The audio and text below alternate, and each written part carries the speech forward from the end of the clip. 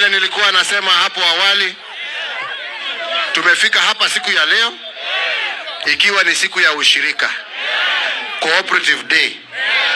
Na mnajua mimi nilitoa ahadi tofauti.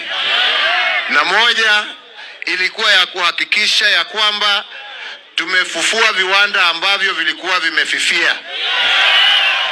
Na tukasema ya kwamba mali ya wananchi irudi kwa wananchi, mali ya serikali irudi kwa serikali, mali ya wakulima irudi kwa wakulima.